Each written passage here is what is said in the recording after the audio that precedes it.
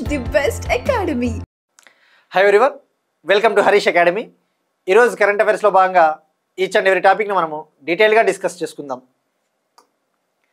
ఇవాళ మన first topic ప్రధానమంత్రి సూర్యఘర్ ముఫ్త్ బిజ్లీ యోజన స్కీమ్ అమలుకు సంబంధించి యూనియన్ టెరిటరీ అయిన డామన్ డయ్యూలోని డయ్యూ అనే ఒక టౌన్, డయ్యూ అనేది ఒక జిల్లా, ఆ జిల్లా ఒక రికార్డు సృష్టించింది. ఈ పిఎం సూర్యఘర్ అమలులో భాగంగా ఈ డయ్యూ అనే జిల్లా తన విద్యుత్ డిమాండ్ని, తన అవసరాలకు ఉపయోగపడే విద్యుత్ డిమాండ్ని కంప్లీట్గా సోలార్ ఎనర్జీ ద్వారా సాధించింది. తన విద్యుత్ అవసరాలు ఏవైతే ఉంటాయో, అంటే ఇప్పుడు ప్రజలకు ఎలక్ట్రిసిటీ అవసరం ఉంటుంది కదా, జనరల్గా మనం ఎలక్ట్రిసిటీ అవసరాలను ఎక్కువగా కోల్ ఆధారిత ఎలక్ట్రిసిటీని మనము ఎక్కువగా ఉత్పత్తి చేస్తూ ఉంటాం. అలా కాకుండా ఈ డయ్యూ జిల్లా తొలిసారిగా తన విద్యుత్ అవసరాలన్నింటినీ కూడా సోలార్ ఎనర్జీ ద్వారా తీర్చుకొనింది. తద్వారా భారతదేశంలో సోలార్ ఎనర్జీ ద్వారా పిఎం సూర్యఘర్ పథకం కింద సోలార్ ఎనర్జీ ద్వారా విద్యుత్ అవసరాలను కంప్లీట్గా తీర్చుకున్న తొలి జిల్లాగా డయ్యూ జిల్లా. ఇది డామన్ డయ్యూ యూనియన్ టెరిటరీలోని ఒక ప్రాంతము డయ్యూ. సో ఈ విధంగా రికార్డు సృష్టించింది. సో మనం ఈ కాంటెక్స్లో తెలుసుకోవాల్సింది, స్టాటిక్ పాయింట్ ఆఫ్ వ్యూలో ఇది డైరెక్ట్గా అలా అడుగుతాడు, కానీ ఎగ్జామ్ పాయింట్ ఆఫ్ వ్యూలో మనం చూస్తూ ఉన్నాం సోలార్ ఎనర్జీకి సంబంధించి, రెన్యూబుల్ ఎనర్జీకి సంబంధించి ఇండియా ఈ మధ్యన వరుసగా రికార్డులు సృష్టిస్తూ ఉంది. మనం ఆల్రెడీ గతంలో కూడా డిస్కస్ చేసుకున్నాం. ముఖ్యంగా సోలార్ ఎనర్జీ, విండ్ ఎనర్జీ ఉత్పత్తికి సంబంధించి ప్రపంచంలో ఇప్పుడు భారతదేశము 3rd ప్లేస్లో ఉంది సోలార్ విండ్ ఉత్పత్తికి సంబంధించి. అలానే మనం సుమారుగా రెన్యూబుల్ ఎనర్జీ అనేది ఎక్కువ ఇంపార్టెన్స్ ఇస్తూ ఉన్నాం ఇంటర్నేషనల్ సోలార్ అలయన్స్ ద్వారా. సో ఈ కాంటెక్స్ట్లో ఈ పిఎం సూర్యఘర్ ముఫ్త్ బిజ్లీ యోజన స్కీమ్ గురించి కంప్లీట్గా ఐడియా ఉండాలి.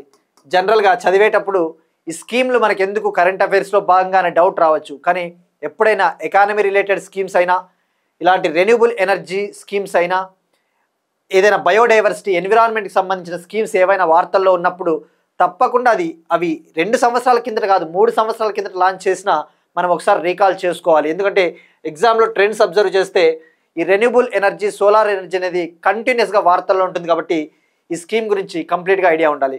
ఇప్పుడు ఈ పిఎం సూర్యఘర్ స్కీమ్ ముఖ్య ఉద్దేశము భారతదేశంలోని ఇండ్లకు రూఫ్ టాప్ సోలార్ ప్యానల్స్ను ఏర్పాటు చేసి ఇండ్లకు 300 యూనిట్ల వరకు, హౌస్ హోల్డ్స్కు, గృహాలకు 300 యూనిట్ల వరకు ఉచిత సోలార్ ఎలక్ట్రిసిటీని అందించడము ఈ స్కీమ్ టార్గెట్. ఈ స్కీమ్ని 2024 సంవత్సరం, గుర్తుపెట్టుకోండి, ఇయర్ కూడా చాలా ఇంపార్టెంట్. ఇలాంటి ఇంపార్టెంట్ స్కీమ్స్ 2024 సంవత్సరం ఫిబ్రవరి 13న ప్రధానమంత్రి నరేంద్ర మోడీ గారు ఈ పథకాన్ని ప్రారంభించారు. ఈ పథకం కింద కేటాయించిన బడ్జెట్టు సుమారుగా 75,000 కోట్లు. అప్రాక్సిమేట్గా ఖచ్చితంగా చెప్పాలి అంటే 75,021 కోట్లు ఈ పథకానికి కేటాయించారు. ఈ పథకం ద్వారా ఒక టార్గెట్ పెట్టుకున్నాం మనము. ఆ టార్గెట్ ఏంటంటే మార్చ్ 2027 కల్లా, మార్చ్ 31, 2027 కల్లా భారతదేశంలోని 1 కోటి ఇండ్లకు 1 crore హౌస్ హోల్డ్స్కి రూఫ్ టాప్ సోలార్ ప్యానల్స్ని ఏర్పాటు చేసి వాటికి ఎలక్ట్రిసిటీని, సోలార్ ఎలక్ట్రిసిటీని అందించాలని చెప్పేసి టార్గెట్గా పెట్టుకున్నాం. ఒక విధంగా చెప్పాలి అంటే ఇది రెన్యూబుల్ ఎనర్జీని ప్రమోట్ చేయడానికి తీసుకొని వచ్చిన స్కీము. అలానే సబ్సిడీలు కూడా ఇవ్వడం జరుగుతుంది. ఈ పథకం కింద ఇండ్లను గుర్తిస్తారు, భారతదేశంలోని ఇండ్లను గుర్తించి ఆ ఇంటిపైన సోలార్ రూఫ్ టాప్ను ఏర్పాటు చేయడానికి అనుకూలంగా ఉంటే వివిధ కిలోవాట్ల సామర్థ్యం కలిగిన సోలార్ ప్యానల్స్ను ఏర్పాటు చేయడం జరుగుతుంది. ఇది ministry of new and renewable energy పథకం, ministry of new and renewable energy పథకము. ఇది గుర్తుపెట్టుకోండి, సెంట్రల్ సెక్టార్ స్కీమ్, అంటే కేంద్ర ప్రభుత్వ పథకం, అంటే కంప్లీట్గా నిధుల్ని కేంద్ర ప్రభుత్వమే భరిస్తుంది ఈ పథకం కింద. ఇక ఈ పథకం కింద మ్యాక్సిమం సబ్సిడీ, ఆ సోలార్ రూఫ్ టాప్ ప్యానల్స్ని ఏర్పాటు చేసుకోవడానికి గరిష్టంగా 78,000 రూపాయలను ఇవ్వడం జరుగుతుంది కేంద్ర ప్రభుత్వం. గరిష్టంగా, గుర్తుపెట్టుకోండి, గరిష్టంగా, మ్యాక్సిమం ఇది. ఇక అబ్జర్వ్ చేస్తే ఇండ్లు 1 నుంచి 2 కిలోవాట్ల సామర్థ్యం కలిగిన సోలార్ రూఫ్ టాప్ని కనుక అమర్చుకున్నట్టయితే 30,000 నుంచి 60,000 వరకు కేంద్ర ప్రభుత్వం సబ్సిడీ ఇస్తుంది. అలా కాకుండా 2 నుంచి 3 కిలోవాట్ల సామర్థ్యం కలిగిన సోలార్ రూఫ్టాప్ ప్యానెల్ని అమర్చుకుంటే 60,000 నుంచి 78,000 సబ్సిడీ ఇవ్వడం జరుగుతుంది. 3 కిలోవాట్ల కంటే ఎక్కువ సామర్థ్యం కలిగిన సోలార్ రూఫ్టాప్ ప్యానెల్ని అమర్చుకుంటే గరిష్టంగా 78,000 సబ్సిడీ ఇవ్వడం జరుగుతుంది. అంటే ఇక్కడ గుర్తుపెట్టుకోవాల్సింది 30,000 నుంచి 78,000 వరకు సబ్సిడీ అని గుర్తుపెట్టుకోవాలి. మ్యాక్సిమం 300 యూనిట్ల వరకు ఉచితంగా ఎలక్ట్రిసిటీని ఇవ్వడం జరుగుతుంది ఈ పథకం కింద. ఇది ఆల్రెడీ ఈ పథకం కింద జనవరి 2025 నాటికి సుమారుగా 10 లక్షల ఇండ్లకు ఆల్రెడీ సోలార్ రూఫ్టాప్ ప్యానెల్స్ని అమర్చడం జరిగింది. ఇది ఒక రికార్డు. సో మన టార్గెట్ మార్చి 2027 నాటికి 1 కోటి ఇండ్లకు సోలార్ రూఫ్టాప్ ప్యానెల్స్ను ఏర్పాటు చేయాలి. ఇక మనం ఇప్పుడు తెలుసుకోవాల్సింది ఈ పథకం కింద ఏ రాష్ట్రం టాప్లో ఉంది. ఈ పథకం కింద గుజరాత్ రాష్ట్రము అత్యధికంగా ఇప్పటి వరకు 41.47% ప్రగతి సాధించిందని చెప్పవచ్చు. 3,51,273 ఇండ్లకు సోలార్ రూఫ్టాప్ ప్యానెల్స్ని అమర్చారు. సో ఇక్కడ గుర్తుపెట్టుకోవాల్సింది టాప్ గుజరాత్ ఉంది, సెకండ్ ప్లేస్ మహారాష్ట్ర ఉంది 22.79% ప్రతిభతో, థర్డ్ ప్లేస్లో ఉత్తరప్రదేశ్, ఫోర్త్ కేరళ. సో మనకి ఇక్కడ గుర్తుపెట్టుకోవాల్సింది డెఫినెట్లీ ఏ స్టేట్ టాప్లో ఉందో కూడా తెలుసుకోవాలి. First Gujarat, second Maharashtra, third Uttar Pradesh, fourth Kerala. ఇది జనవరి 27, 2025 నాటికి. ఇది పిఎం సూర్యఘర్ ముఫ్త్ బిజ్లీ యోజన పథకానికి సంబంధించిన కంప్లీట్ ఇన్ఫర్మేషన్. సో ఇక్కడ గుర్తుపెట్టుకోవాల్సింది స్టాటిక్ పాయింట్ ఆఫ్ వ్యూలో డయ్యూ అనేది రికార్డు సృష్టించింది, డయ్యూ జిల్లా. నెక్స్ట్ వన్ అగైన్ ఎనర్జీకి సంబంధించి ఢిల్లీలోని బీఆర్పిఎల్ సబ్స్టేషన్ వద్ద, ఢిల్లీ ప్రాంతంలోని కిలోకరి అనే ప్రాంతం వద్ద ఉన్న బీఆర్పిఎల్ సబ్స్టేషన్ వద్ద ఒక బ్యాటరీ ఎనర్జీ స్టోరేజ్ సిస్టమ్ని ఏర్పాటు చేశారు. బ్యాటరీ ఎనర్జీ స్టోరేజ్ సిస్టమ్ మనం ఆల్రెడీ డిస్కస్ చేసుకున్నాం. బ్యాటరీ ఎనర్జీ స్టోరేజ్ సిస్టమ్ ద్వారా బ్యాటరీలలో ఎనర్జీని స్టోర్ చేసి మన అవసరాలకు తగ్గట్టుగా మనకి ఏదైనా విద్యుత్ అవసరాలు ఉంటే సప్లై చేయడం జరుగుతుంది. ఇప్పుడు దక్షిణాసియాలోనే అతిపెద్ద బ్యాటరీ ఎనర్జీ స్టోరేజ్ వ్యవస్థని ఢిల్లీలో ఏర్పాటు చేశారు.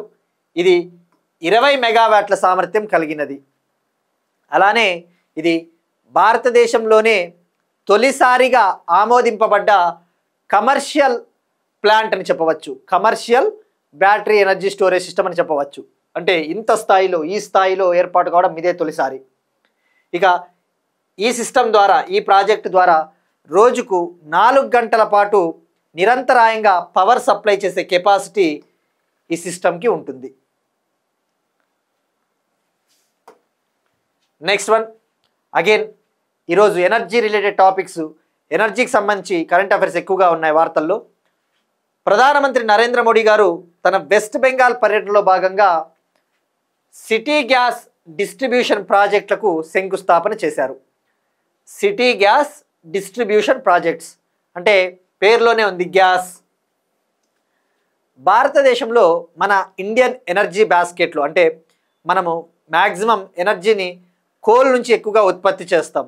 అలా కాకుండా మన ఎనర్జీ బాస్కెట్లో సహజ వాయువు, న్యాచురల్ గ్యాస్ వాటాను కూడా పెంచాలి అని చెప్పేసి మనము one nation one gas grid అనే ఒక ప్రాజెక్ట్ని చేపట్టాము. ఇందులో భాగంగా ముఖ్యమైన నగరాలలో, భారతదేశంలోని ముఖ్యమైన నగరాలలో ఉండే ఇండ్లకు, హౌస్ హోల్డ్స్కి పైప్ లైన్స్ ద్వారా, under ground natural gas pipe లైన్ల ద్వారా సిఎన్జిని, కంప్రెస్డ్ న్యాచురల్ గ్యాస్ని ఇండ్లకు డైరెక్ట్గా సరఫరా చేస్తారు. అంటే ఫర్ ఎగ్జాంపుల్ మనం ఏ విధంగా అయితే ఇండ్లకి డైరెక్ట్గా నీళ్ళని పొందుతూ ఉన్నామో ట్యాప్ కనెక్షన్స్ ద్వారా, లైక్ మిషన్ భగీరథ అటువంటి ప్రాజెక్టుల ద్వారా, గ్యాస్ను కూడా under ground gas pipe lines ద్వారా ఇండ్లకు డైరెక్ట్గా సప్లై చేస్తారు. తద్వారా భారతదేశంలో గ్యాస్ బేస్డ్ ఎకానమీని పెంపొందించవచ్చు అన్నమాట. ప్రజెంట్ మన ఎనర్జీ బాస్కెట్లో సహజ వాయువు, న్యాచురల్ గ్యాస్ వాటా వచ్చేసి అరౌండ్ 6.7% ఉంది అంతే. అంటే ఫర్ ఎగ్జాంపుల్ మనము 100 మెగావాట్ల ఎనర్జీని కనుక ఉత్పత్తి చేస్తున్నాము అనుకుంటే, ఫర్ ఎగ్జాంపుల్ ఉదాహరణకు, అందులో న్యాచురల్ గ్యాస్ వాటా కేవలం 6.7 మెగావాట్లని చెప్పవచ్చు. అంటే చాలా తక్కువ ఉంది అని చెప్పవచ్చు. ఇప్పుడు దీన్ని పెంపొందింపజేయాలి, 15%కి పెంపొందింపజేయాలి. 2030 నాటికి సహజవాయు వాటాని 15% పెంచాలని చెప్పేసి ఆ టార్గెట్లో భాగంగా పశ్చిమ బెంగాల్లోని అలీపుర్దూర్ మరియు కూచ్ బెహార్ జిల్లాలలో ఈ సిటీ గ్యాస్ డిస్ట్రిబ్యూషన్ ప్రాజెక్టులకి శంకుస్థాపన చేశారు ప్రధానమంత్రి నరేంద్ర మోడీ గారు. ఇక దీని ఇన్వెస్ట్మెంట్ వచ్చేసి 1010 కోట్లతో ఇన్వెస్ట్మెంట్ చేపడతా ఉన్నారు. ఇది 2030 మార్చి నాటికి ఈ ప్రాజెక్టు కంప్లీట్ అవుతుందని చెప్పేసి ఒక అంచనా. ఇక భారతదేశంలో ఈ సిటీ గ్యాస్ డిస్ట్రిబ్యూషన్ ప్రాజెక్టుని అమలు పరిచే బాధ్యత ఒక అథారిటీ ఉంటుంది దానికి. అదే petroleum and natural gas regulatory board. ఇది ఒక నియంత్రణ సంస్థ. 2016లో petroleum and natural gas regulatory board చట్టం ద్వారా ఏర్పాటు కాబడ్డ ఒక అధికార బాడీ అని చెప్పవచ్చు, అథారిటీ అని చెప్పవచ్చు. ఇక మరి భారతదేశంలో సిటీ గ్యాస్ డిస్ట్రిబ్యూషన్ ప్రాజెక్టుల అభివృద్ధి ఏ స్థాయిలో ఉందో కూడా మనం తెలుసుకోవాలి. ఎందుకంటే ఎకానమీలో మనం చదివేటప్పుడు ఎనర్జీ రిసోర్సెస్, ఎకానమీలో చదివేటప్పుడు ఇండస్ట్రీసు, ఇన్ఫ్రాస్ట్రక్చరు, అది ఎస్ఎన్టీకి హెల్ప్ అవుతుంది, ఎకానమీకి కూడా హెల్ప్ అవుతుంది. ఈవెన్ ఎకనామిక్ సర్వేస్లో చదివినా కూడా ఇవే కాన్సెప్ట్సే వస్తాయి. Coal, oil, natural gas, solar, wind, hydro ఇవన్నీ వస్తాయి.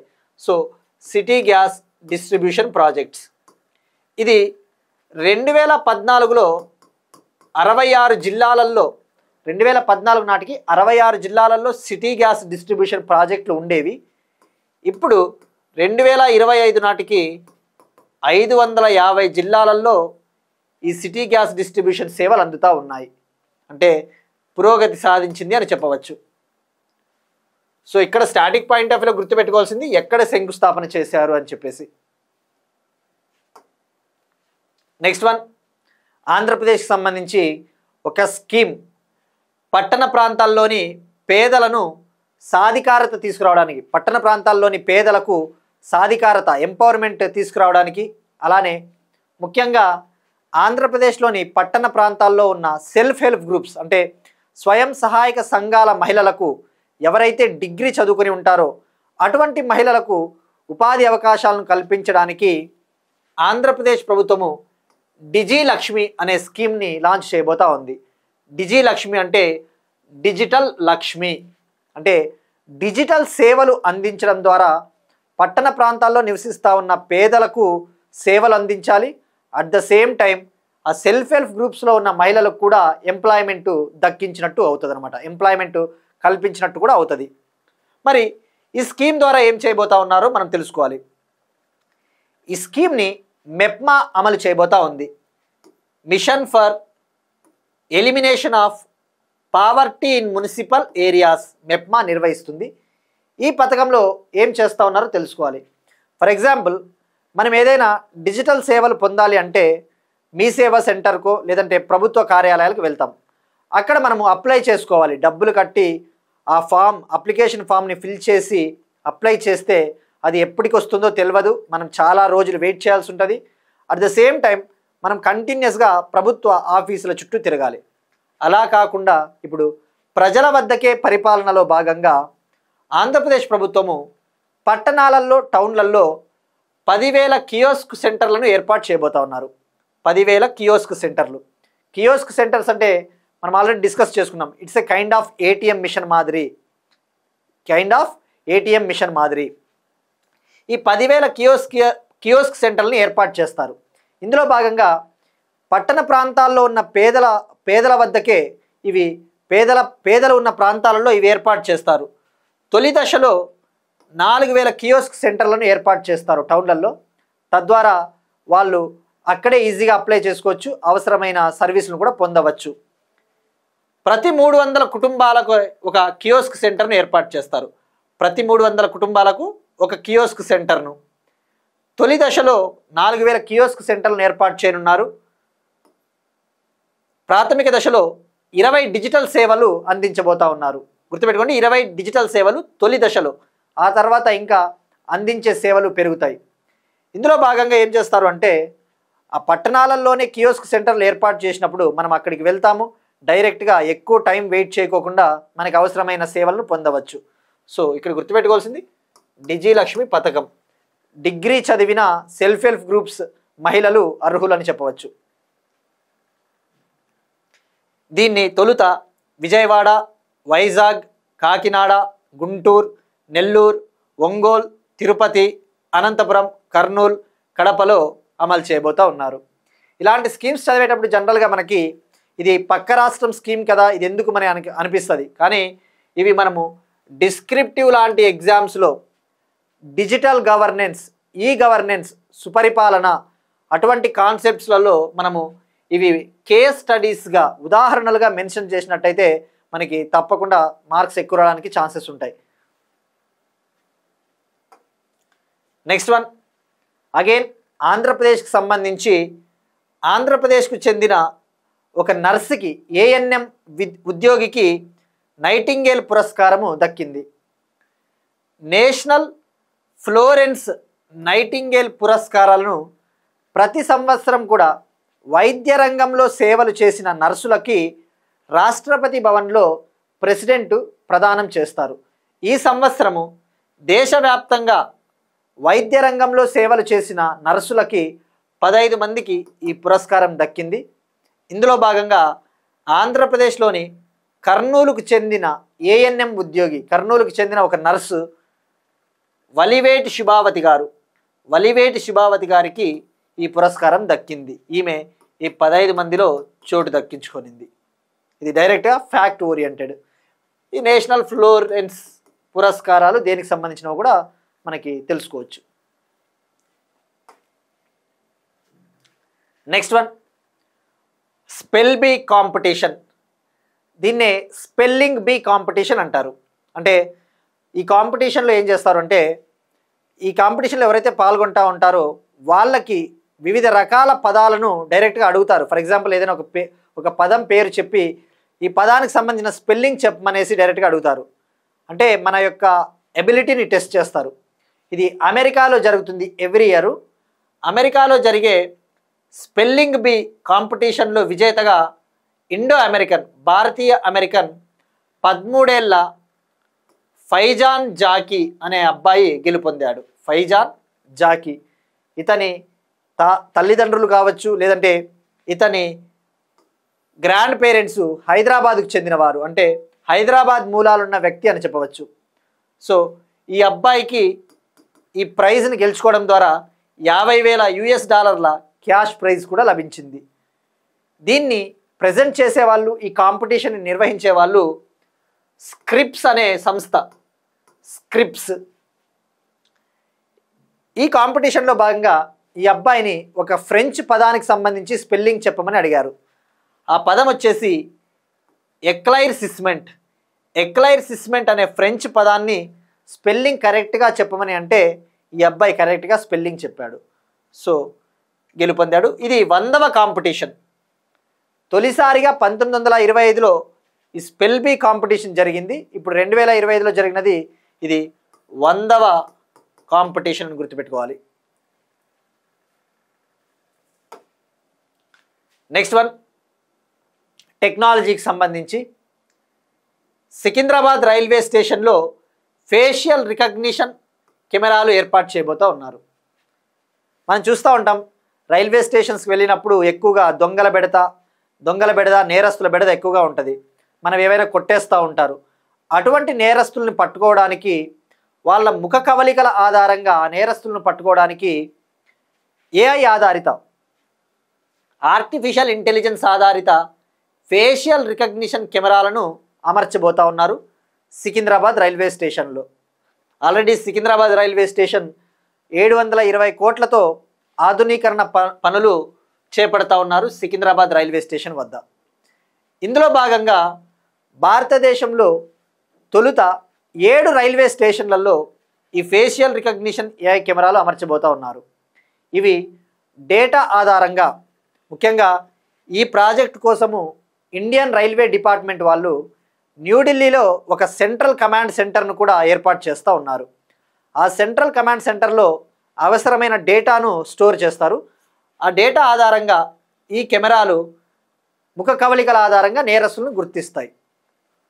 ఇక్కడ గుర్తుపెట్టుకోవాల్సింది ఇప్పుడు ఆ 7 స్టేషన్లు ఏంటివి అనేసి.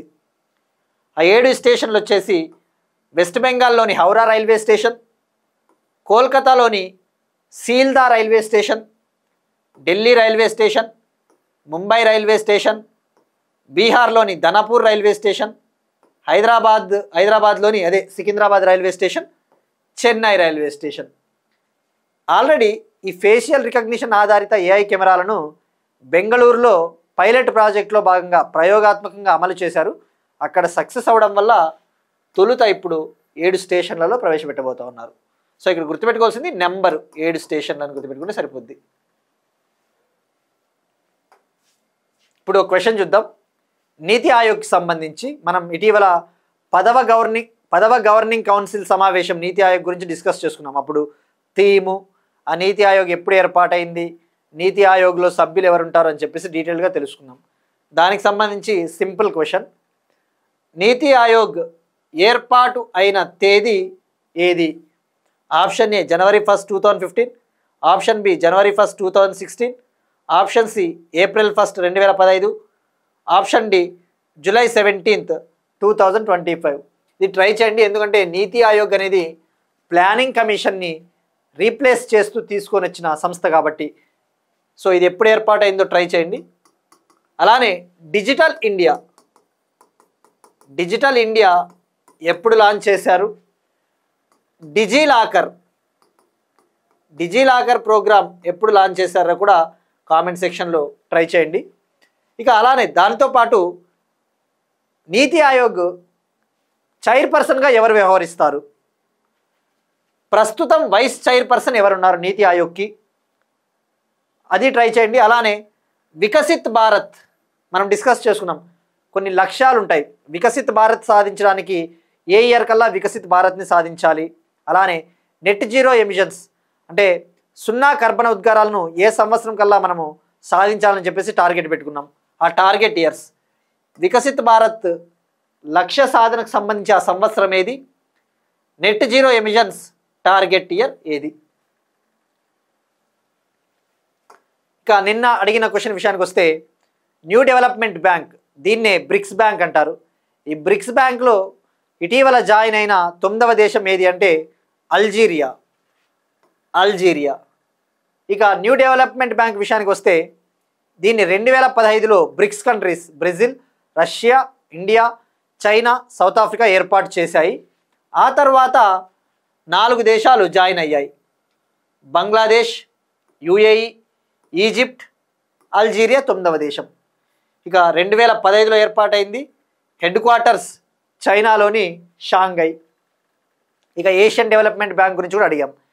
ఏషియన్ డెవలప్మెంట్ బ్యాంక్ వచ్చేసి 1966లో ఏర్పాటైంది. Headquarters Manila, Philippines. Asia development bank headquarters ఫిలిప్పైన్స్లోని మనీలా. 1966లో ఏర్పాటైంది. 69 కంట్రీలు ఉంటాయని చెప్పేసి కూడా డిస్కస్ చేసుకున్నాం. నెక్స్ట్ వన్, తెలంగాణకు సంబంధించి మిస్ వరల్డ్ కాంపిటీషన్స్కి సంబంధించి తొలి గ్లోబల్ అంబాసిడర్గా హైదరాబాద్కు చెందిన సుధారెడ్డి గారు ఎన్నికయ్యారు, సెలెక్ట్ అయ్యారు. హైదరాబాద్లో 72వ మిస్ వరల్డ్ ఈవెంట్స్ జరుగుతూ ఉన్నాయి. ఇవాళ 31st లాస్ట్. ఇవాళ విన్నర్ను ప్రకటిస్తారు. ఈవినింగ్ నుంచి కాంపిటీషన్ స్టార్ట్ అవుతుంది. సో ఇప్పుడు దీనికి తొలి గ్లోబల్ అంబాసిడర్గా Megha engineering and infrastructure limited company director అయిన సుధారెడ్డి గారిని సెలెక్ట్ చేశారు. ఇక miss world organization headquarters యూకేలోని లండన్. ఈమెను ఇప్పుడు సెలెక్ట్ చేయడం ముఖ్య ఉద్దేశం వచ్చేసి, actually miss world organization theme ఏంటి? Beauty with a purpose.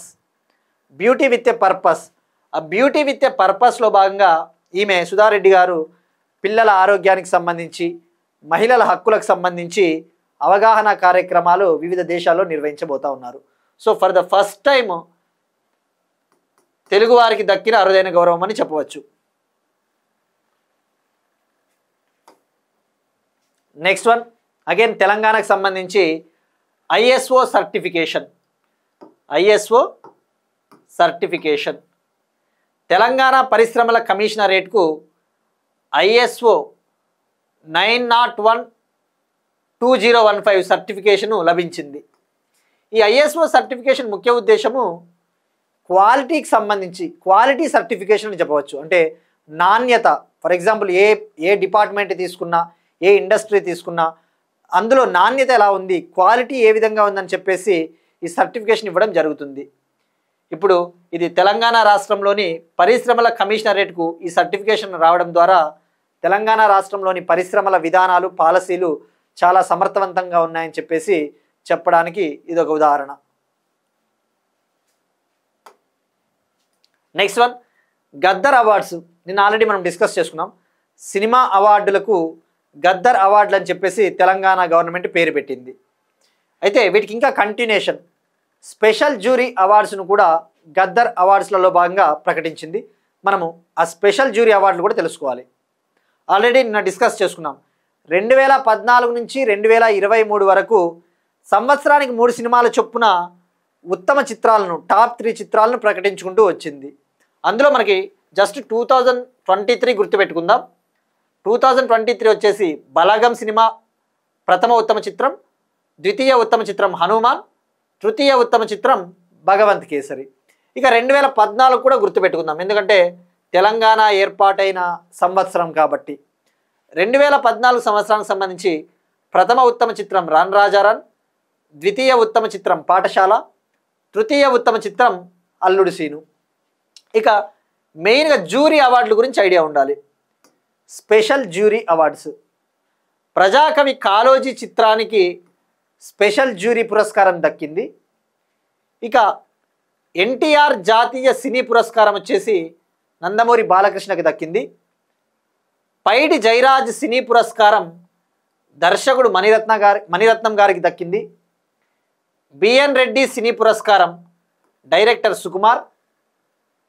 Nagireddy Chakrapani సినీ పురస్కారం వచ్చేసి నిర్మాత అట్లూరి పూర్ణచంద్రరావు గారికి దక్కింది. కాంతారావు సినీ పురస్కారం వచ్చేసి హీరో విజయ్ దేవరకొండ గారికి దక్కింది. ఇక రఘుపతి వెంకయ్య సినీ పురస్కారం, ఇది చాలా ఇంపార్టెంట్. రఘుపతి వెంకయ్య సినీ పురస్కారం రచయిత యండమూరి వీరేంద్రనాథ్ గారికి దక్కిందని చెప్పేసి గుర్తుపెట్టుకోవాలి. ఇవి గద్దర్ అవార్డుకి సంబంధించి ఎక్స్టెన్షన్. నెక్స్ట్ వన్ చైనా ఒక శాటిలైట్ని లాంచ్ చేసింది. లాంగ్ మార్చ్ 4B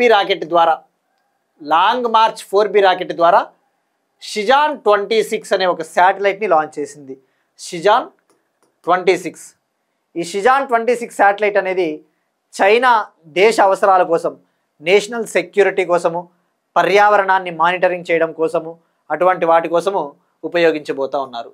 సో ఇది డైరెక్ట్గా ఎలా అడుగుతారంటే ఈ శాటిలైట్ని ఏ కంట్రీ లాంచ్ చేసింది, ఈ రాకెట్ ఏ దేశానికి చెందినది అని చెప్పేసి. Long march 4B rocket, Shijian 26, China. Next one రాష్ట్రపతి ఏడీసీగా తొలిసారి నేవీ అధికారిని. ఏడీసీ అంటే రాష్ట్రపతికి సహాయకులు ఉంటారు. ఎయిడ్ డి క్యాంప్ అని, ఎయిడ్ డి క్యాంప్, దీన్నే ఏడీసీ అంటారు. అంటే జనరల్గా వ్యక్తిగత సహాయకులు అని చెప్పవచ్చు.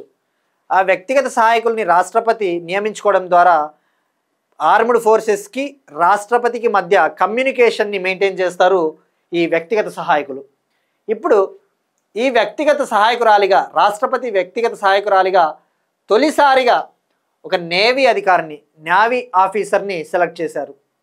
జనరల్గా రాష్ట్రపతి 8D క్యాంప్లో 5 మంది ఉంటారు, 5 మంది నియమితులు అవుతారు.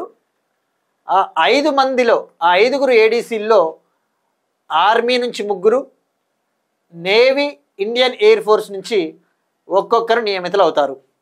ఇప్పుడు తొలిసారిగా నావికా దళానికి చెందిన, ఇండియన్ నేవీకి చెందిన లెఫ్టినెంట్ కమాండర్ యశస్వి సోలంకి గారు నియమితులయ్యారు. సో ఇది డైరెక్ట్గా ఫ్యాక్ట్ ఓరియంటెడ్.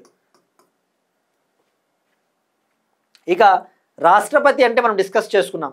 సాయుధ దళాలకి సుప్రీం కమాండర్, ఇండియన్ ఆర్మ్డ్ ఫోర్సెస్కి. సైనిక దళాలలో ఇటీవల మహిళలకు ప్రాధాన్యం పెరుగుతూ ఉంది కాబట్టి ఇది ఒక సంకేతం అని చెప్పవచ్చు ఉమెన్ ఎంపవర్మెంట్కి. ఇక అదనంగా రాష్ట్రపతి వ్యక్తిగత సహాయకులుగా ఏ సాయుధ దళాల నుంచైనా కూడా అధికారులను తీసుకునే అధికారం రాష్ట్రపతికి ఉంటుందని చెప్పేసి మనము అర్థమవుతా ఉంది. Next one, awards. టెన్నిస్ దిగ్గజం సెరెనా విలియమ్స్కు princess of Asturias award. Princess of Asturias award ఇది స్పెయిన్ దేశము ఇచ్చే ఒక అత్యున్నతమైన అవార్డు అని చెప్పవచ్చు. స్పెయిన్ దేశంలో ఇచ్చే ఒక అత్యున్నతమైన అవార్డు ఇది. స్పోర్ట్స్లో, క్రీడల్లో ఎవరైతే అంతర్జాతీయంగా సేవలు అందించి ఉంటారో, అలానే ఆర్ట్, కళారంగము, లిటరేచర్, సాహిత్య రంగము, సైన్స్ రంగము, ఇటువంటి రంగాల్లో అంతర్జాతీయంగా విశిష్టమైన సేవలు చేసిన వారికి ఈ అవార్డు స్పెయిన్ గవర్నమెంట్ ఇస్తుంది. ఈ అవార్డుని ఈ సంవత్సరం అమెరికాకు చెందిన టెన్నిస్ ప్లేయర్ సెరెనా విలియమ్స్కి ఈ అవార్డు దక్కింది. ఈమె టెన్నిస్లో అత్యధికంగా చాలా ఘనతలు సాధించిందని చెప్పేసి. నెక్స్ట్ వన్, 26వ ఏషియన్ అథ్లెటిక్స్ ఛాంపియన్షిప్ 2025. నిన్న ఆల్రెడీ మనం డిస్కస్ చేసుకున్నాం. అవినాష్ సాబ్లే గోల్డ్ కొట్టాడు. అలానే ఆంధ్రప్రదేశ్కు చెందిన జ్యోతి ఎర్రాజీ కూడా గోల్డ్ మెడల్ సాధించిందని చెప్పేసి. ఇప్పుడు తెలంగాణకు చెందిన అగసర నందిని 26వ ఏషియన్ అథ్లెటిక్స్ ఛాంపియన్షిప్లో గోల్డ్ మెడల్ సాధించింది. ఈమె మహిళల హెప్టాథ్లాన్ ఈవెంట్లో గోల్డ్ సాధించింది. అసలు హెప్టాథ్లాన్ అంటే ఏంటో తెలుసుకోవాలి. జనరల్గా మనకి running race, long jump, high jump, shot put ఇవన్నీ తెలుసు. మరి హెప్టాథ్లాన్ అనే వర్డే చాలా కొత్తగా ఉంది. హెప్టాథ్లాన్ అంటే 7 ఈవెంట్ల కలయిక. అంటే ఫర్ ఎగ్జాంపుల్ 100 మీటర్ల పరుగు పందెము, high jump, long jump, short put, 200 metres running, 800 metres running, javelin throw. ఈ 7 ఈవెంట్లలో కూడా ఎవరైతే సెలెక్ట్ అయింటారో ఆ పోటీలకి ఈ 7 ఈవెంట్లలో వాళ్ళు పాల్గొంటారు. ఈ 7 ఈవెంట్లలో ఈమె పాల్గొని గోల్డ్ మెడల్ సాధించింది. ఈమె థర్డ్ ఇండియన్. ఏషియా అథ్లెటిక్స్ ఛాంపియన్షిప్లో హెప్టాథ్లాన్ క్రీడా విభాగంలో గోల్డ్ మెడల్ పొందిన 3వ ఇండియన్. గతంలో సోమా బిస్వాస్ 2005లో, స్వప్న బర్మన్ 2017లో గోల్డ్ మెడల్ సాధించారు ఈ ఈవెంట్లో. ఈమె ఇప్పుడు థర్డ్ ఇండియన్. సో ఒక్కొక్కసారి ఎలా అడుగుతా అంటే మనం స్పోర్ట్స్ పర్సన్స్ చదివేటప్పుడు వీళ్ళు ఏ క్రీడా విభాగానికి అని కాదు, కానీ వీళ్ళు ఏ రాష్ట్రానికి చెందిన వాళ్ళు అని అడగడానికి కూడా ఛాన్సెస్ ఉంటాయి. సో మనం కేర్ఫుల్గా ఉండాలి. జ్యోతి ఎర్రాజీ అంటే ఆంధ్రప్రదేశ్, అగసర నందిని అంటే తెలంగాణ క్రీడాకారిణి.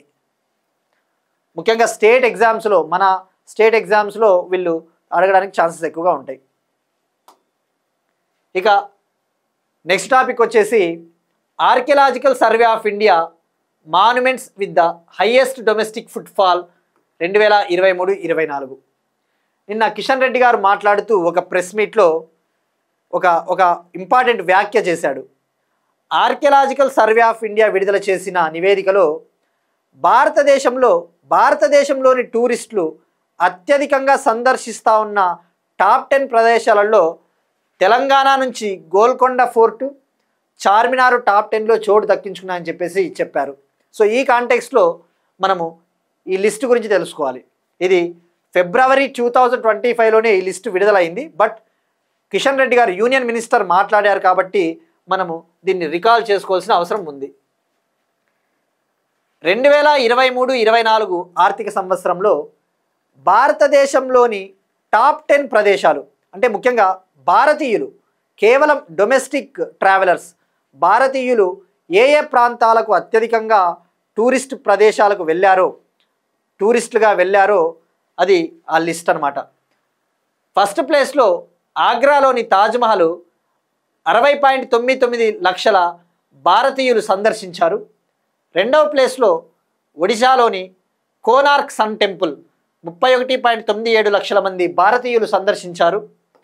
థర్డ్ ప్లేస్లో కుతుబ్ మినార్ ఉంది, ఢిల్లీలోని కుతుబ్ మినార్. ఫోర్త్ ఢిల్లీలోని రెడ్ ఫోర్ట్. ఫిఫ్త్ ప్లేస్ వచ్చేసి ఎల్లోరా గుహలు మహారాష్ట్ర. 6వ ప్లేస్లో హైదరాబాద్లోని గోల్కొండ ఫోర్టు. చార్మినారు 9వ ప్లేస్లో ఉంది. సో ఇవి గుర్తుపెట్టుకుంటే సరిపోతుంది. ఇవి ఇవాల్టి కరెంట్ అఫైర్స్. మనం ఒకసారి క్విక్గా రీక్యాప్ చూద్దాం. ప్రధానమంత్రి Surya Ghar Muft Bijli Yojana,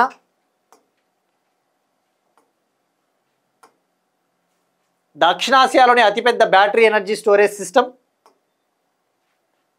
city gas distribution projects, Digilakshmi పథకం, నైటింగేల్ పురస్కారం అందుకున్న కర్నూలు ఏఎన్ఎం,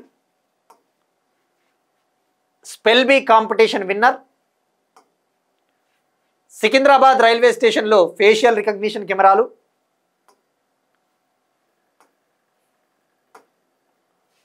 తొలి గ్లోబల్ అంబాసిడర్గా సుధారెడ్డి, మిస్ వరల్డ్ చరిత్రలో తెలుగువారికి దక్కిన అరుదైన గౌరవం, తెలంగాణ పరిశ్రమల కమిషనరేట్కు ఐఎస్ఓ సర్టిఫికేషన్, గద్దర్ అవార్డులు 2025 స్పెషల్ జ్యూరీ అవార్డులు, షిజాన్ 26 శాటిలైట్ చైనా, రాష్ట్రపతి ఏడీసీగా తొలిసారి నేవీ అధికారిని,